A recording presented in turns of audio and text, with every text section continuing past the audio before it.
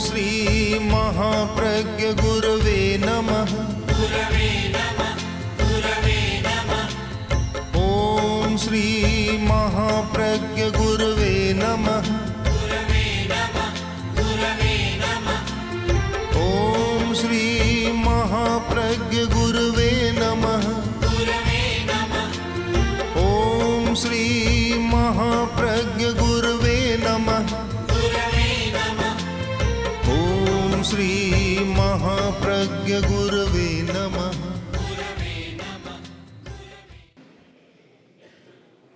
सफलता के लिए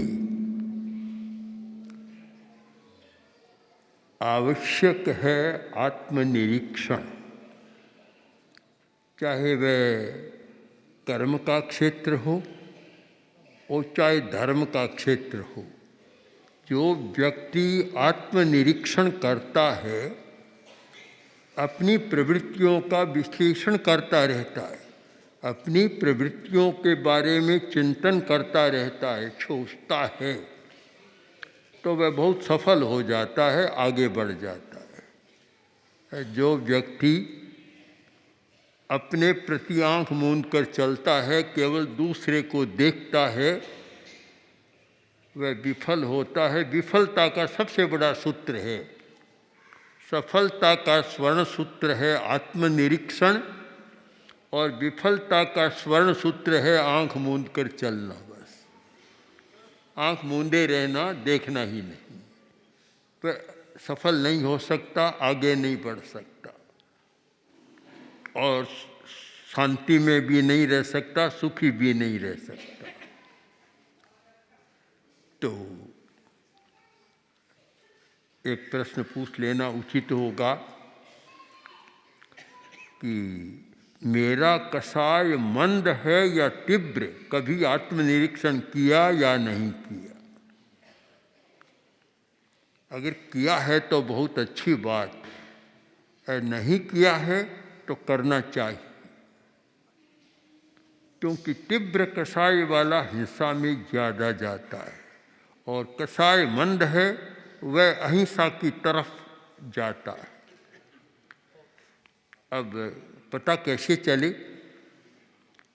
इस पर भी बहुत चिंतन हुआ है, अनेक आचार्यों ने चिंतन किया है, लक्षण बतलाए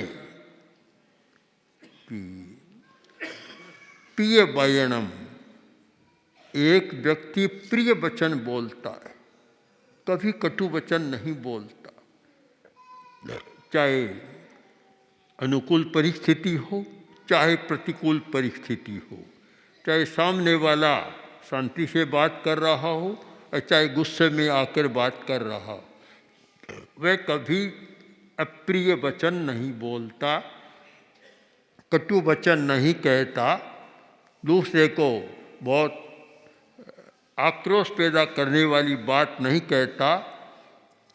तो समझना चाहिए कि वह व्यक्ति मंद कषाय वाला है, इसका कषाय तीव्र नहीं।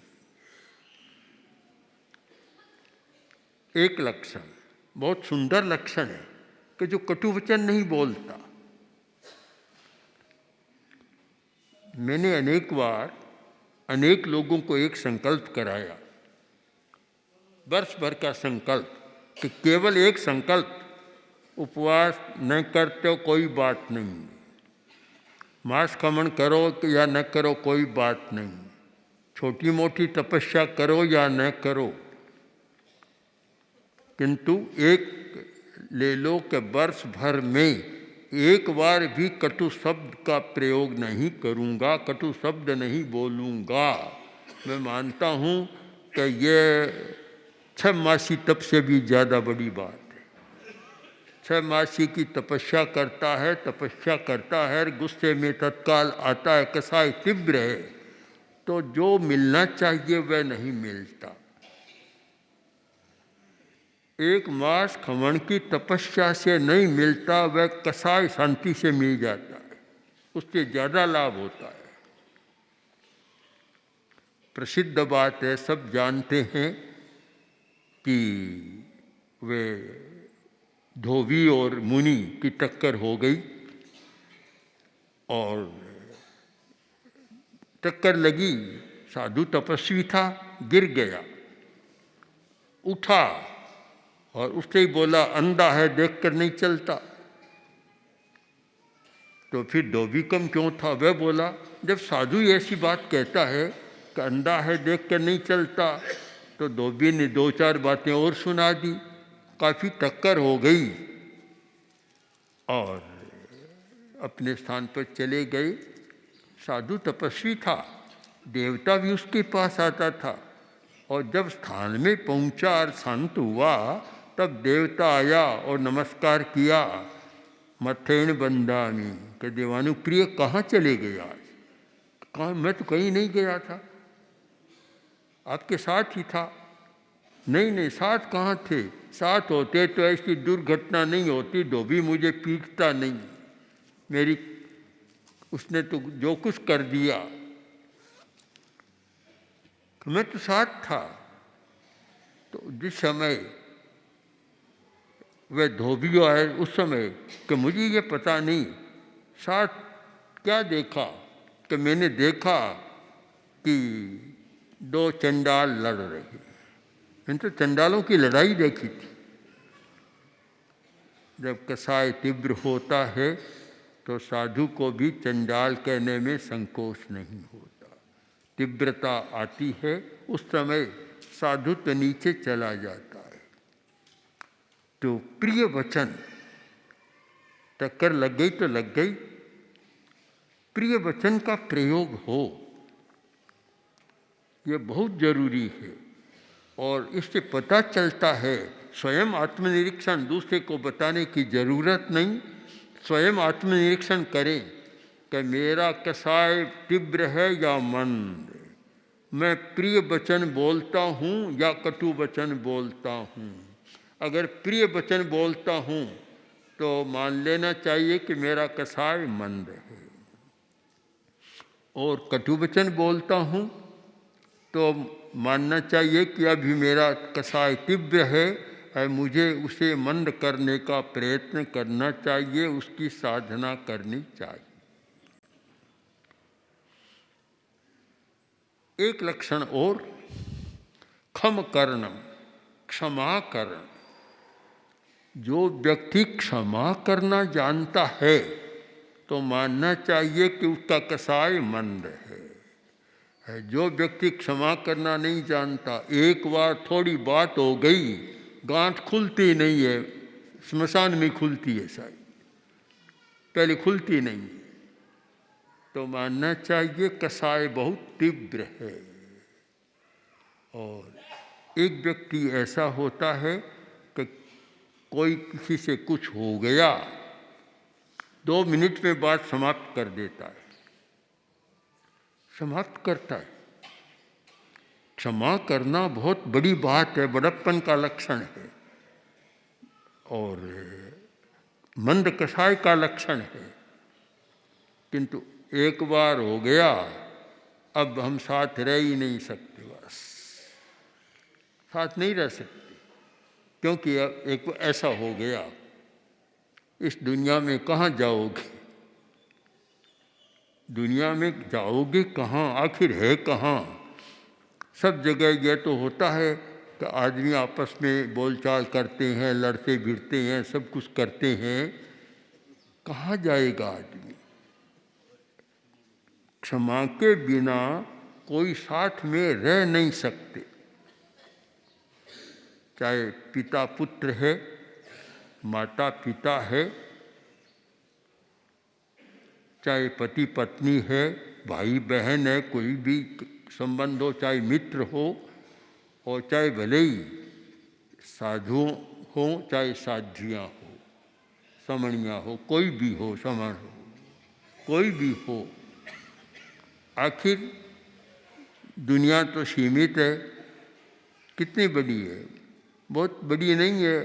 जहाँ अनंत अलोकाकाश है वहाँ लोकाकाश भी छोटा, और लोकाकाश में भी हिंदुस्तान छोटा। ये दुनिया छोटी है, हमारी आज की दुनिया आखिर 25,000 वर्ग मील और बहुत थोड़ी बहुत इधर उधर हो जाती है। बहुत छोटी दुनिया है, एक बिंदु सा है।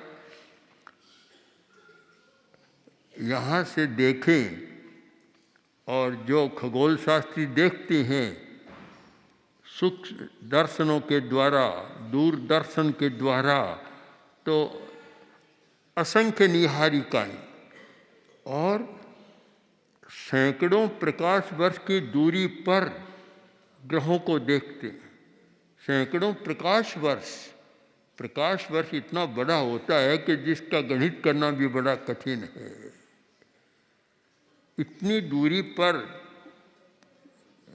ग्रह, नक्षत्र, निहारिकाएं, तो दुनिया कितनी बड़ी है, ये लोक कितना बड़ा है। तो हमारी दुनिया तो बहुत छोटी है, और साधु साधियों की दुनिया देखें तो बहुत ही छोटी है, बहुत छोटी है।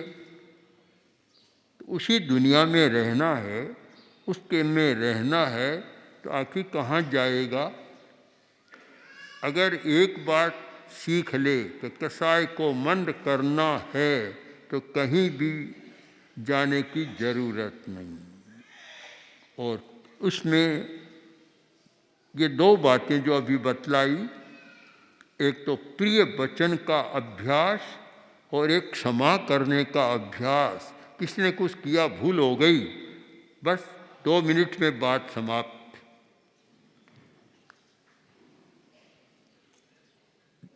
तो फिर कोई समस्या नहीं रहती। और जो क्षमा करना नहीं जानता, कसाय तीव्र है, उसका परिणाम क्या होता है। सबसे पहला परिणाम होता है तनाव। मस्तिष्क में तनाव का चक्र बनता है। तनाव,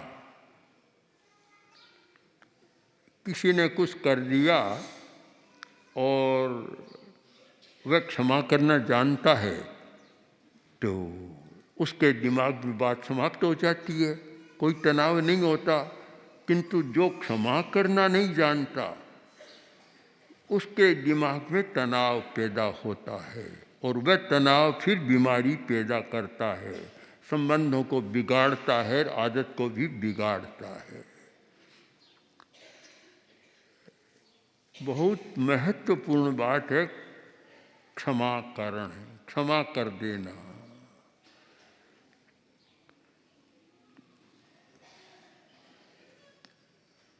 कुछ पश्चिमी विचारकों ने और कुछ रिसर्च करने वाले वैज्ञानिकों ने जैन धर्म की एक विशेषता बतलाई कि जैन धर्म में खमत खामना शब्द बहुत महत्वपूर्ण है। और एक अमेरिकी धनपति ने फॉरगिवनेस, क्षमा करना, इसके लिए $10 लाख का दान दिया कि खोज की जाए कि क्षमा कैसे की जाए। इतना महत्व है जीवन में क्षमा करने का, भूल जाने का, भुला देने का बड़ा महत्व है। और नहीं तो कितना भार ढोना पड़ता है। जो क्षमा करना नहीं जानता, उस घटना का भार दिमाग पर रहता है। कितना भार होता है, फिर पता ही नहीं चलता। कहते दिमाग भारी हो गया, सिर में दर्द हो गया, यह भी एक सिर दर्द है। क्षमा न करना भी बड़ा सिर दर्द है, और अपने प्रति एक अन्याय है, दूसरे के प्रति नहीं, अब खुद के प्रति अन्याय है। तो बहुत सुंदर बतलाया गया कि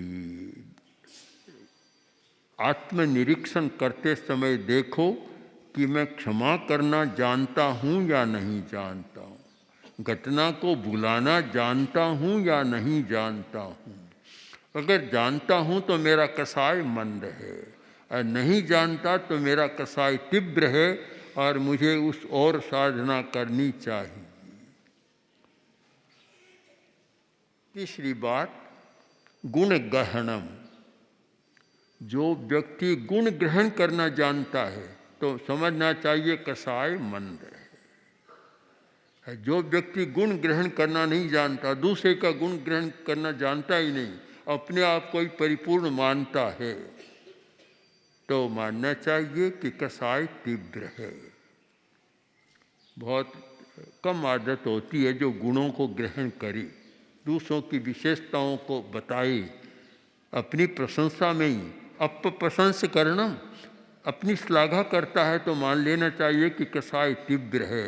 अपनी विशेषता, मैंने ऐसा किया, मैंने ऐसा किया, मैंने ऐसा बखान दिया, मैंने ऐसे लोगों को समझाया, मैंने ऐसा किया, आत्मश्लाघा में रहता है और गुण ग्रहण नहीं करता, दूसरे की हल्की बात करता है तो मान लेना चाहिए कसाय अभी तीव्र है। अब 2-3 कसौटियाँ बतला दी कि आत्मनिरीक्षण करते समय स्वयं कसौटी करें कि मेरा कसाय मंद है या तीव्र है। इन कसौटियों पर कसे अपने आप को, क्योंकि अपने से अपने को छिपा नहीं सकता, दूसरे से तो आदमी छिपा सकता है। आत्मनिरीक्षण का यही गुण है कि अपने से अपने को नहीं छिपा सकता, अपने स्वयं समझ लेता है कि ये कमियां हैं, ये विशेषताएं हैं। तो उस समय अगर ये 3 बातें आई कि प्रिय वचन बोलता है, क्षमा करना जानता है और गुण ग्रहण करना जानता है, तो समझ लेना चाहिए कि मेरा कसाय मंद हो रहा है, मंद है। और कटुवचन बोलता है और वह आवेश की गठरी को खोलता ही नहीं, सिर पर भार ढोता ही रहता है और गुण ग्रहण करता नहीं, कोई न कोई कमी देखेगा दूसरे में, तो मान लेना चाहिए कि कसाय तीव्र है। बहुत सुंदर कसौटियाँ हैं, अपने आप को कसें, आत्मनिरीक्षण करें। और मानता हूँ कि आत्मनिरीक्षण 100 बीमारियों की एक दवा। कहते हैं ना कि एक सूंठ की गांठ सबकी दवा, पंसारी की बात कहते हैं, किंतु वह तो है कि नहीं पता नहीं, किंतु ये आत्मनिरीक्षण तो शायद 100 बीमारियों की एक दवा है। जो व्यक्ति इसका प्रयोग करता है वह बहुत सफल होता है, आगे बढ़ता है, उसके विशेषताएं सामने आती है, योग्यता बढ़ती है। जो ऐसा नहीं करता वह जीवन भर कभी अपनी योग्यता को बढ़ा नहीं सकता, सफल नहीं हो सकता और शायद शांति से जी भी नहीं सकता। जिस व्यक्ति को शांति से जीना, योग्यता को बढ़ाना और सफलता के साथ जीवन जीना हो, उसे अवश्य ही आत्मनिरीक्षण का प्रयोग करना चाहिए। ओम। हम सिद्ध योगी आचार्य श्री महाप्रज्ञ से प्रेक्षा ध्यान का एक प्रयोग करें। आपको एक प्रयोग कराया जा रहे हैं श्वास प्रेक्षा का। 5 सेकंड में श्वास लेना है, 5 सेकंड भीतर रोकना है और 5 सेकंड रेचन करना है और 5 सेकंड बाहर रोकना है। इस प्रकार 20 सेकंड में एक श्वास। सावधान रहे, श्वास भरे, भीतर रोके, रेचन करे, बाहर रोके, श्वास भरे, भीतर रोके, रेचन करे, बाहर रोके, श्वास भरे, भीतर रोके, रेचन करे, बाहर रोके, श्वास भरे, भीतर रोके, रेचन करे, बाहर रोके। श्वास भरे, भीतर रोके, रेचन करे, बाहर रोके, श्वास भरे, भीतर रोके, रेचन करे,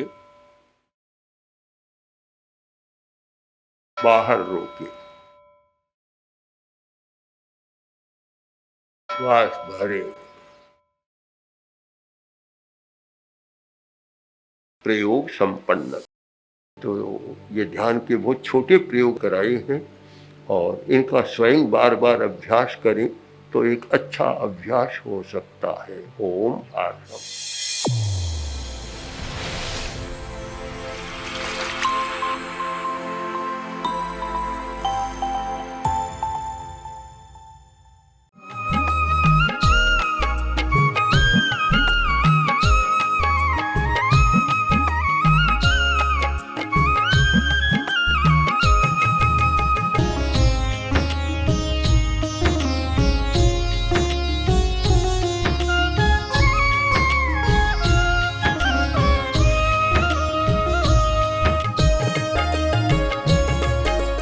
ॐ श्री महाप्रज्ञ गुरवे नमः।